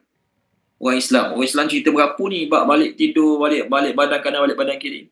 Kerana secara logiknya tak mungkin orang tidur 309 tahun. Namun, bila melihat bagaimana Allah menjaga dan membius dalam bracket, seolah-olah Allah protect badan mereka, seolah Allah bagi bius, selama dalam gua itu, ilmu pengetahuan kontemporari sedikit mengungkap keilmiahan Al-Quran yang telah berbicara tentang ilmu anestesi. Apa dia tahu anestesi itu? Tak tahu pun tak kisah pun, tak tahu tak apa anestesi itu. Pada sekira-kira 14 abad dulu, ayat ini Allah membalik-balikkan badan mereka ketika proses tidur berlangsung. Proses pembalikan badan ini dalam ilmu perubatan moden dikenali sebagai backsaw ataupun pressure ulcer. Backsaw ni orang kena lumpuh biasalah kan. Biasa kalau dia tak bergerak lama dia akan kena backsaw. Pressure ulcer ni badan yang sentiasa duduk belah bawah tu akan senang dapat penyakit lah. Akan senang dapat penyakit. Okey. Baik, ni dalam negeri Quran. Sebab tu orang yang lumpuh ke apa ke, walaupun dia tak boleh gerak, orang keluarga dia kena gerak-gerakkan dia. Kena gerak-gerakkan. Untuk apa? Jaga kesihatan. Dia dah sakit satu sudut lah. Tangan tak boleh gerak ke tak boleh gerak. Tapi kalau kita biar je duduk dalam statik dalam keadaan yang lama, maka dia akan beri kesan tak baik pada tubuh dia. Ada satu lagi mana tadi saya nak share pasal ni.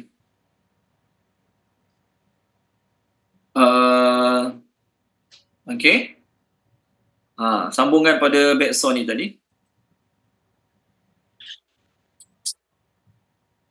Ni doktor-doktor kalau terangkan ni lagi bagus kan. Okey.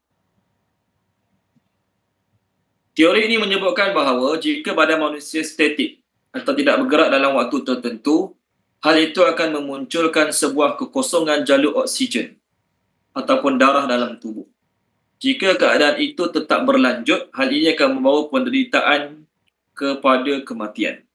Ilmu kedoktoran moden menyebut bahawa kekosongan oksigen dan peredaran darah dalam tubuh manusia, jika berlangsung lama tidak segera dilakukan tindakan keadaan darurat medis, kemungkinan kematian adalah risiko terbesar.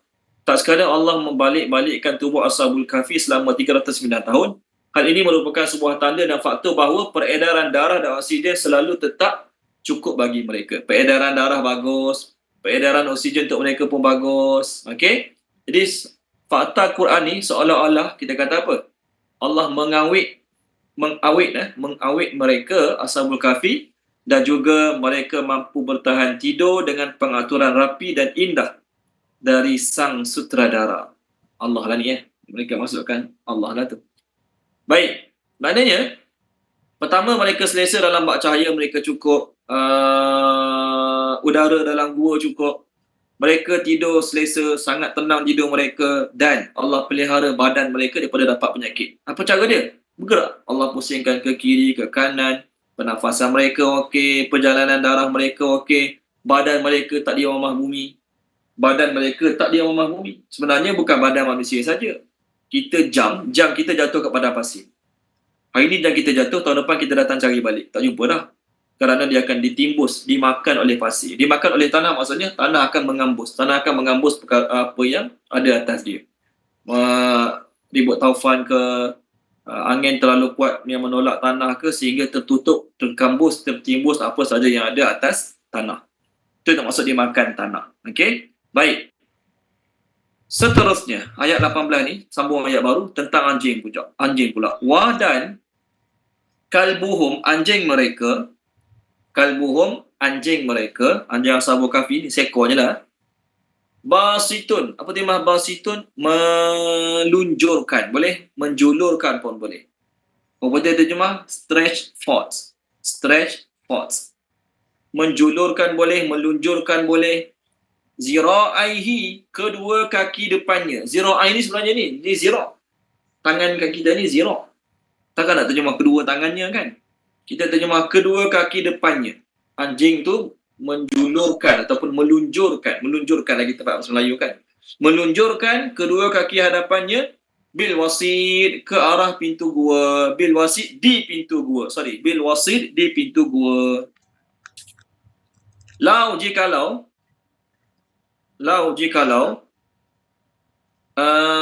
ittala'ta, kamu meninjau, ittala'ta, kau meninjau, cuba-cuba tengok.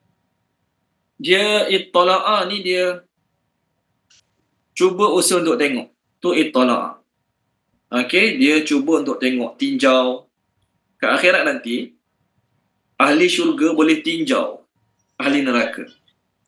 Ahli syurga boleh tinjau ahli neraka kat akhirat nanti. Dia perkataan tinjau tu, tola'a.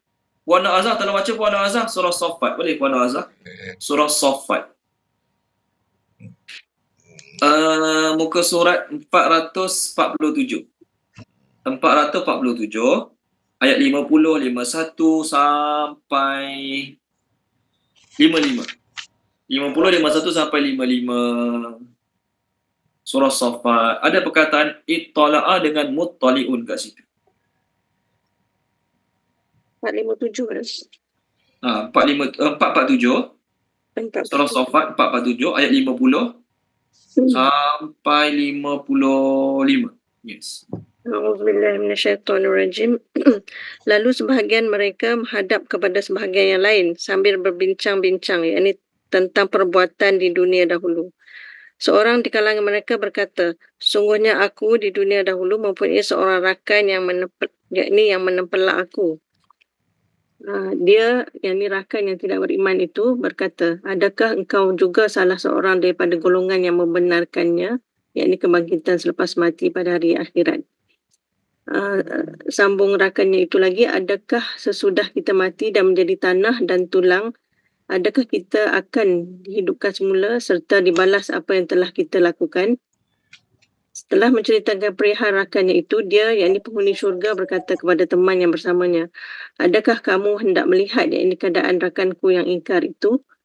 Maka dia pun memandang ke arah neraka, lalu dilihatnya rakannya itu berada di tengah-tengah neraka yang menyala-nyala.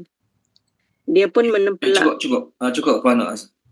So melihat tu apa? Ittala'a. Nampak? Muttali'un, ittala'a, melihat, meninjau. So samalah juga kat ayat kita sekarang. Lawi tola'ta, kalau kau tinjau, Allah kata kat Nabi Muhammad, kalau kau tinjau, kalau kau tengok, alaihim, ke atas mereka. Sambung alaihim, ke atas mereka. Lawal laita, nescaya engkau akan berpaling. Lawal laita, nescaya engkau akan berpaling. Minhum, daripada mereka. Minhum, daripada mereka. Firaran, melarikan diri. Firaran, melarikan diri. Wa dan la nescaya mulikta, engkau akan dipenuhi. Mulikta, engkau akan dipenuhi. Okey. Minhum, daripada mereka. Minhum, daripada mereka. Okey. Ru'ba, perasaan takut. Ru'ba, perasaan takut. Okey. Tolong terjemahkan dia. Puan Azhar, Tajib Nukahah dia. Tak ada Ustaz. Oh, tak ada, tak apa. Puan Rahimah, terjemahkan boleh Puan Rahimah?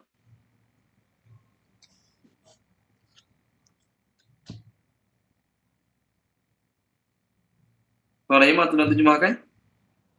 Ada Puan Rahimah?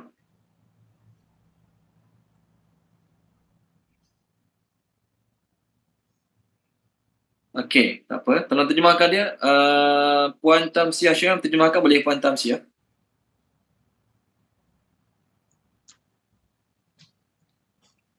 Ustaz, ada yang tertinggal lah Ustaz.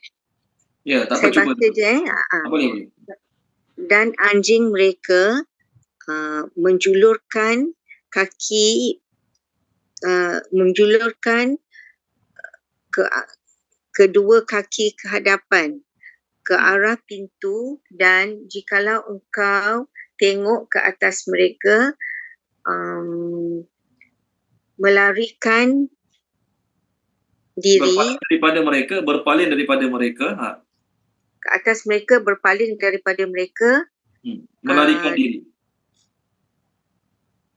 Ustaz? Melarikan diri. Dan nescaya engkau akan dipenuhi daripada mereka perasaan takut. Okey, terima kasih Puan Tamsiah. Allah nak protect mereka dari sudut apa pula? Tadi Allah protect mereka dari sudut Allah bagi mereka comfortable, Allah bagi mereka selesa dari sudut cahaya matahari, manfaat daripada matahari, udara keluar masuk, mereka tidur dengan tenang, mereka tak perlu risau tentang bed sore, pressure ulcer, mereka tak perlu risau badan mereka di mamah bumi. Kemudian Allah nak bagi mereka selesa dari sudut apa? Safety. Kita buat kemah tengah hutan, kita berkemah tengah hutan ke, kita camping di tepi sungai dalam hutan ke, walaupun kemah kita bagus, walaupun tilam kita bagus, kita siap buat kipas lagi dalam hutan, contohlah kan. Tapi safety kita takut juga. Takut orang jahat datang malam-malam. Takut binatang buah datang malam-malam. Takut juga dari sudut tu. Betul kan? Walaupun kemah kita bagus, tilam kita bagus, kita pergi camping, tapi kita masih risau dari sudut keselamatan. Bila jadi orang jahat datang, curi barang kita ke? Boleh jadi binatang buah datang ke? Risaulah. Jadi mereka, Allah nak protect mereka dari segala segi, mereka tak perlu risau apa-apa dalam bab ni. Allah buat apa? Allah kata kat Nabi dan sahabat-sahabat, kalaulah engkau cuba nak tengok mereka, maksudnya kau pergi mengendap mereka kat gua, cuba buka pintu gua, cuba pergi pecahkan batu nak tengok mereka tidur macam mana, nescaya engkau akan melarikan diri. Kenapa? Anjing mereka ni, pasal anjing ni pun berbincangan juga pasal anjing. Anjing ni, seekor je lah, anjing ni yang ikut mereka untuk sama-sama duduk dalam gua tersebut, tinggal di gua tersebut. Ada pendapat mengatakan warna kuning, ada pendapat mengatakan warna anjing ni warna brown. Biasanya anjing ni warna brown lah kan. Ada pendapat mengatakan anjing ni warnanya macam warna langit. Okey. Anjing ni warna dia macam warna langit. Okey. Nama anjing tersebut pun berbeza pendapat. Qitmir. Ada pendapat mengatakan nama anjing tersebut Qitmir. Okey. Selain Qitmir, ada lagi pendapat mengatakan nama anjing tersebut adalah Rayyan. Okey. Tak kisahlah nama dia siapa, Nabi tak sebut nama dia, Al-Quran pun tak sebut nama dia. Tak penting pun tahu nama dia. Tapi yang penting apa dia? Anjing ni, seekor ni lah, yang termasuk di kalangan binatang-binatang yang bakal masuk syurga. Binatang-binatang yang bakal masuk syurga. Siapa nama anjing ni? Tak penting untuk kita tahu. Warna dia pun tak penting untuk kita tahu. Yang penting kita tahu apa dia? Kerana anjing ni buat satu perkara yang bagi kita remeh, tapi besar bagi Allah Ta'ala. Apa dia? Dia hanya duduk ikut orang-orang soleh. Anjing ni tak soleh. Anjing ni tak soleh pun, tak puasa, tak semayang, zikir setiap masa, biasalah tu. Kalau nak kata anjing zikir setiap masa, anjing lain pun zikir setiap masa. Semua binatang Allah kata, wa in min syai'in illa yusabbihu bihamdi walakin la tafqahuna tasbihahum. Tidak ada sesuatu pun makhluk atas muka bumi ni melainkan mereka sentiasa bertasbih memuji Allah Subhanahu wa Ta'ala. Okey. So anjing-anjing lain pun, anjing jiran kita pun tasbih pada Allah Ta'ala juga. Anjing ni mulia, yang seekor ni mulia. Kenapa pada anjing lain? Kerana dia menempelkan diri dia bersama orang soleh. Jadi pengajaran kita dapat apa dia dalam ayat ni? Kita bukan orang soleh. Kita bukan orang warak. Kita bukan orang alim. Kita bukan ahli taqwa. Tapi mudah-mudahan dengan sebab kita duduk dengan orang-orang soleh, kita duduk dengan orang-orang warak, kita duduk dengan orang-orang takwa. Mudah-mudahan kita duduk dengan orang soleh, orang warak, orang takwa. Mudah-mudahan kita dapat keberkatan mereka, mereka masuk syurga, kita masuk syurga juga. Jadi walaupun kita teruk, kita jahil, kita banyak buat dosa maksiat, kita sungguh-sungguh nak ikut orang baik, kita sungguh-sungguh nak bersama dengan orang baik, Allah Ta'ala tetap kira. Allah Ta'ala tetap mengiranya sebagai satu amalan yang besar. Anjing yang tak ada nilai pun bagi manusia, anjing, orang pandang rendah lah pada anjing. Anjing tu pun Allah muliakan. Allah cerita pasal dia dalam Quran. Walhal kalau Allah tak cerita pasal dia, tak apa. Sebab yang pentingnya orang nak selamatkan iman. Tapi Allah sebut juga pasal anjing tu dalam Quran. Kenapa? Kerana dia menempelkan diri dia, dia join, dia ikut orang-orang yang nak selamatkan iman. Jadi kita tahu kita tak kuat, kita tahu kita tak mampu nak jaga solat, kita tahu kita tak mampu nak jauhi diri daripada dosa maksiat. Maka kita pergi surau, kawan dengan orang surau. Kita kawan dengan Tok Imam kat surau. Oh ya, Tok Imam tu pun kita kata ada kekurangan juga. Tapi satu sudut kita nak apa? Satu sudut kita nak, kalau kita tak duduk dengan orang-orang baik, kita tahu kita macam mana. Jadi kita cari orang kumpulan-kumpulan yang baik, jemaah-jemaah yang baik, kumpulan-kumpulan yang rajin selawat, rajin zikir, rajin program agama tu, program agama ni, kita menempelkan diri dengan mereka. Mudah-mudahan kalau kita dapat jadi macam anjing Ashabul Kahfi pun tak apa. Dapat jadi macam anjing Ashabul Kahfi ni pun dah bagus dah. Kenapa?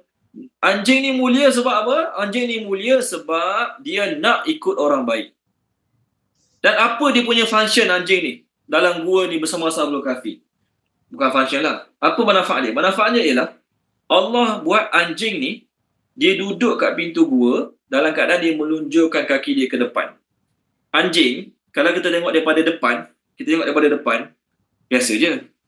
Anjing tu daripada depan biasa je muka dia. Tengok daripada tepi biasa je. Tapi oleh kerana pintu gua tertutup dan hanya ada lubang belah atas, kalaulah ada orang cuba panjat mulut gua tersebut dan dia tengok anjing daripada atas, bila dia tengok anjing tu daripada atas, dia akan mendapati saiznya lagi besar. Anjing, saiz dia kecil je, anjing ni.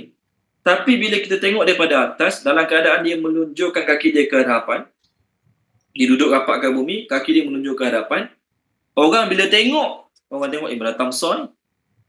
Binatang besar ni. Orang ambil gambar, orang yang kerja fotografer, dia tahu angle-angle yang tertentu yang kalau orang tu gemuk, dia ambil angle ni nampak kurus. Orang tu pendek, rendah je, tapi dia tahu cara nak ambil gambar supaya orang tu nampak tinggi. Ni fotografer punya kerja. Jadi Allah kata, anjing ni dia akan duduk dalam gua Ashabul Kahfi dalam keadaan kaki depan dia menunjuk ke hadapan, ke arah pintu gua. Maknanya kalau ada orang buka pintu gua, tengok anjing tu dah terkejut dah. Kalau tengok daripada atas mulut gua pun tengok satu makhluk yang besar berada di pintu gua tersebut. Itu maksud ayat ni. Jadi Allah nak pelihara mereka, Allah nak protect mereka daripada orang jahat, benda jahat. Binatang-binatang lain pun, binatang-binatang buas pun tengok ada anjing tak berani. Binatang-binatang buas pun tengok ada anjing dia tak berani.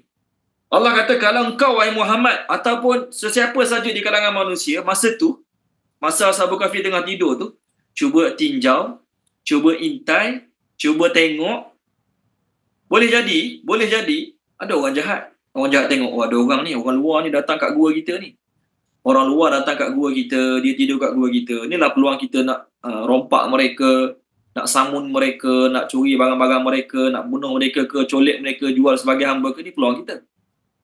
Risiko ada tak risiko tu? Risiko tu mesti ada bila kita tempat lain. Tetapi Allah pelihara mereka. Allah kata kalau engkau ataupun siapa saja masa tu cuba pergi tinjau, cuba pergi tengok, nescaya Allah akan letak rasa takut dalam hati dan terus nak lari. Kita berkemah mana-mana tepi jalan. Okey, kita berkemah mana-mana. Ataupun kita pergi haji, pergi umrah. Kita letak beg lepas sekejap je, lalai sekejap je, orang curi beg kita. Pencuri sentiasa memerhatikan untuk curi ataupun ambil saja barang kita. Jadi mereka ni, walaupun kita kata datang kat gua selai sepinggang, tapi ada bawa duit, ada bawa barang. Jadi pencuri, kalau ada peluang, dia curi je, tak kisah apa pencuri ni. Walaupun benda tu tak ada harga sangat, tapi dia nak curi, dia curi je. Pencuri ni lah kan.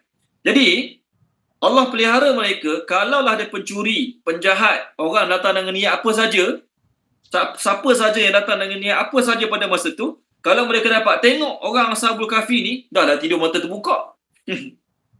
kita kalau tengok orang mata terbuka tengok kat kita, tapi dia tak tengok kat kita. Apa perasaan kita? Nampak macam tidur tapi mata terbuka, tengok aku pula tu. Lagi dah takut. Tengok anjing tu pula. Okey, anjing tu pula melunjurkan kaki dia ke hadapan, nampak makhluk lagi besar. Nampak saiz dia lagi besar. Maka Allah kata Allah akan memenuhkan hati seseorang tu dengan perasaan takut. Kita tengok kita takut, orang jahat datang, orang jahat tengok takut. Orang dah datang dengan niat baik, contoh masa tu ada kamera, ada handset ke, contohlah. Kita pergi niat nak ambil gambar. Kita pergi niat nak ambil gambar Ashabul Kahfi. Pun Allah Ta'ala letakkan rasa takut. Pun Allah Ta'ala letakkan rasa takut. Okay, dan Allah akan penuhkan rasa takut tu pada hati siapa saja yang nak tengok. Ada satu kisah. Kisah ni diriwayatkan oleh Ibnu Abbas radhiyallahu anhu. Ibnu Abbas radhiyallahu anhu berkata, masa zaman Muawiyah, Sa'id bin Jubair meriwayatkan daripada Ibnu Abbas, Muawiyah dia berperang, dia lawan Rom, lawan tentera Rom. Lalu mereka kata kami lalulah kat Gua Kahfi yang padanya ada Ashabul Kahfi lah. Zaman Muawiyah lah ni, zaman selepas zaman Rasulullah. Maka Muawiyah kata apa?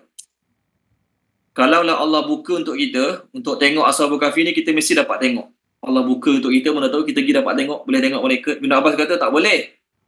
Allah mencegah siapa saja untuk tengok Ashabul Kahfi walaupun niat baik. Orang yang lebih baik daripada engkau pun, Ibn Abbas kata, orang yang lebih baik daripada engkau pun Allah larang tak bagi tengok, apatah lagi engkau. Ibn Abbas pun baca ayat ni kat dia. Ibn Abbas pun baca ayat ni pada Muawiyah. Maka Muawiyah pun nak cuba juga tengok. Ayat ni Allah turunkan untuk Nabi. Allah kata kat Nabi, kalau kau nak cuba tengok pun, kau akan berpaling lari, Allah letakkan rasa takut. Tapi Muawiyah ni dia nak cuba juga. Dia hantar orang, tengok. Muawiyah kata cuba pergi tinjau-tinjau. Mereka pun pergi cuba nak masuk Ashabul Kahfi, lalu Allah Ta'ala hantar angin yang sangat-sangat kuat, sangat-sangat sejuk. Lalu angin tersebut menyebabkan mereka berpatah balik, tak jadi nak tengok. Ibn Abbas kata apa? Nabi yang lagi baik pada engkau, Allah tak bagi tengok, engkau tiba-tiba nak tengok. Jadi kita tak payahlah susah payah nak pergi cari. Okay, nak cuba cari, nak korek balik ke, tak perlu pun. Kerana apa? Kerana Allah Ta'ala akan pelihara mereka, sebagaimana masa mereka tidur Allah pelihara mereka, lepas mereka mati pun Allah pelihara mereka. Okey, baik. Satu ayat lagi ni kita terjemah je dulu, boleh? Kita berhenti awal sikit malam ni, maafkan saya ada urusan sikit lepas ni. Satu ayat lagi ni kita terjemah je dulu, ayat 19 kita terjemah je. Penerangannya kita sama minggu depan. Boleh Wa dan sambung ayat baru. Kazalika seperti itulah.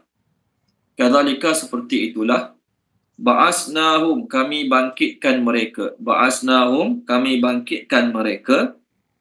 Li agar ataupun supaya yatasa'alu mereka saling bertanya bainahum di antara mereka. Qala berkatalah qailun seorang yang berkata minhum di kalangan mereka kam berapa lama labistum kamu tinggal qalu mereka menjawab. Ashabul Kahfi ni jawablah. Qalu mereka menjawab labisna kita tinggal yauman satu hari ataupun ba'da yaum sebahagian hari, maafkan saya. Kalau separuh hari nisfayaum. Kat sini ba'da yaum separuh hari, a part day. Jadi nama a part day. Ba'da yaum sebahagian hari.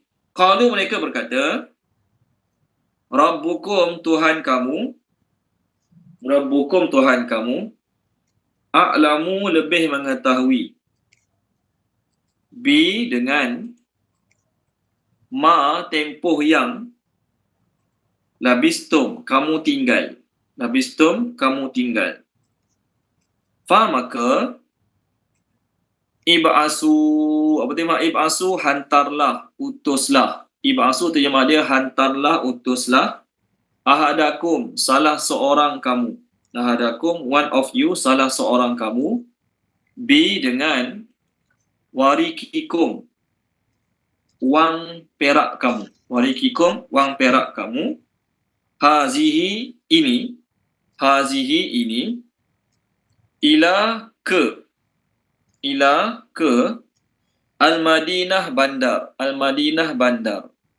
Mungkin sebab ni ikut Puan Suraya Haidar tanya minggu lepas. Puan Suraya, betul Puan Suraya tanya, mereka bukan kat Madinah ke? Betul Puan Suraya? Ada tak Puan Suraya Haidar?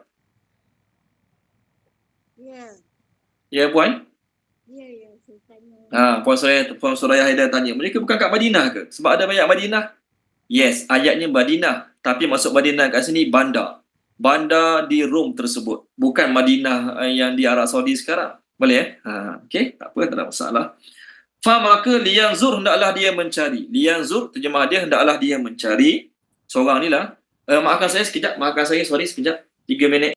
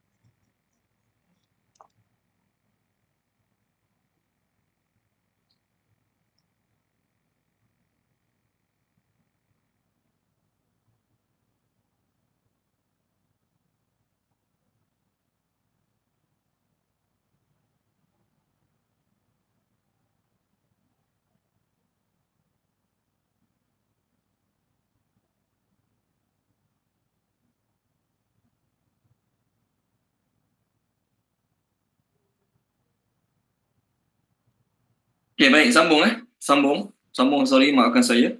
Falyanzur, maka hendaklah dia mencari. So let him find out. Ayyuha, manakah? Mana satu? Ayyuha, manakah boleh? Mana satu boleh? Azka ta'aman, makanan yang paling bersih. Daripada perkataan azka, keluarlah perkataan zakat, penyucian. So, azka ta'aman, makanan paling bersih, paling suci. Apa jadi mah? Pure food in the city. Pure food in the city. Daripada perkataan azka ni keluar perkataan zaki, zakiyah. Tu semua mana suci, zakat, tazkiyah, penyucian jiwa. Maka liyatikum, hendaklah dia membawa kepada kamu. Liyatikum, hendaklah dia membawa kepada kamu.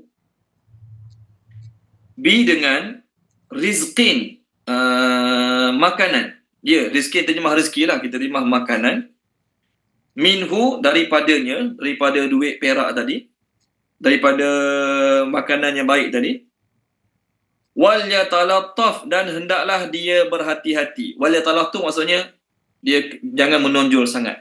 Wal yatalattaf terjemah dia, dan hendaklah dia berhati-hati. Tengok kat skrin. Saya share sekarang. Hajjah bin Yusuf. Atas tu sebelum tu Fadil bin Syazan dari Atta' bin Yasar kata, jumlah perkataan dalam Quran ni dalam tafsir Ibnu Katsir 77,439 word perkataan dalam Quran. Huruf dalam Quran, Hajjah bin Yusuf dia pernah kumpulkan para qurra' dan para hufaz, orang yang pandai baca Quran dan juga orang hafal Quran, dan penulis-penulis Al-Quran. Lalu dia kata, beritahu pada aku mengenai Al-Quran secara keseluruhan, berapa huruf dia. Jadi setelah dihitung-hitung, dikira-kira, mereka sepakat bahawasanya jumlah huruf ada 340,740 biji huruf dalam Quran. Biji ke sesuai, tak tahulah perkataan apa. Jadi keseluruhan ayat Quran ni, huruf-huruf dia semua sekali huruf hijaiyah 28 je, tapi dia punya ulang-ulang dalam Quran tu, ni jumlah dia, 340,740. Kemudian Al-Hajjaz tanya ulama' pada zaman dia, sekarang beritahu aku, huruf yang paling tengah dalam Quran. Maka ternyata huruf yang paling tengah tu adalah huruf Fa dalam perkataan wal yatalattaf ayat kita sekarang dalam surah Al-Kahfi. Boleh? Wa dan la, janganlah. Yush'iranna, dia memberitahu. Bikum, tentang kamu. Ahadan, kepada seorang pun. Okey, kita terjemah dulu penerangan di minggu depan. Encik Syukri Hussein, boleh terjemah tak Encik Syukri? Ada Encik Syukri Hussein? Ada Ustaz, tapi tak sebiji tu Ustaz. Tak apa, tak sebiji, 2 biji boleh, 3 biji boleh. 2-3 biji boleh ya. Okey. Dan demikianlah kami bangunkan mereka agar mereka saling bertanya di antara mereka. Berkata seorang yang berkata di antara mereka, berapa lama kamu tinggal? Itu mereka menjawab, kami tinggal 1 hari atau sebahagian hari. Ya. Itu mereka berkata, Tuhan kalian lebih mengetahui dengan apa, lebih tu apa? Dengan tempoh yang kamu tinggal. Dengan tempoh yang kamu tinggal. Okey. Yes. Maka suruhlah salah seorang dari antara kamu dengan wang perakmu. Ini betul. Ke kota, maka lihatlah manakah makanan yang lebih suci, maka hendaklah dia membawa untukmu sebahagian rezeki daripadanya, dan hendaklah dia bersikap lemah lembut, dan janganlah dia memberitahukan bikum apa? Tentang kamu ada seorang. Kepada seorang pun, yes. Kepada seorang. Terima kasih Encik Syukri. So nama orang yang berkata ni tengok kat skrin Namanya qala qailun, telah berkatalah seorang berkata di kalangan mereka. Dia adalah orang paling tua di kalangan mereka, wa huwa kabiruhum, orang paling tua. Wa raisuhum, ketua mereka. Namanya adalah Maksalmina. Nama qailun tadi a speaker, said a speaker. Qailun tu a speaker. Speaker tu nama dia adalah Maksalmina. Ini dalam tafsir. Tak nak percaya pun tak apa. Kerana apa? Benda tu tak penting pun siapa nama. Kalau nama mereka penting, Nabi dah cakap kat sahabat-sahabat. Nama tu pun bukan datang daripada Nabi SAW. Datang daripada sahabat-sahabat Nabi yang mana sahabat Nabi dengar daripada pendeta-pendeta Yahudi yang masuk Islam. Okey, penerangan dia kita sambung minggu depan insya-Allah. Apa yang baik daripada Allah SWT, apa yang tak baik daripada kekurangan kelemahan saya, mohon maaf pada tuan-tuan dan puan-puan. Minta ampun pada Allah SWT. Bismillahirrahmanirrahim. Subhanallah wa bihamdihi, subhanakallahumma bihamdika, asyhadu an la ilaha illa anta, astaghfiruka wa atubu ilaik. Allahumma zayyinna bi zinatil Qur'an wa akrimna bi karamatil Qur'an wa syarifna bi syarafatil Qur'an wa adkhilna al-jannata bi syafa'atil Qur'an ya dzal fadli wal ihsan. Allahumma anfa'na bima 'allamtana wa 'allimna ma yanfa'una wa zidna ilma walhamdulillahi rabbil alamin. Terima kasih semua. Assalamualaikum. Mohon maaf salah silap kalau ada, jumpa lagi sampai minggu depan insya-Allah. Terima kasih Ustaz. Terima kasih.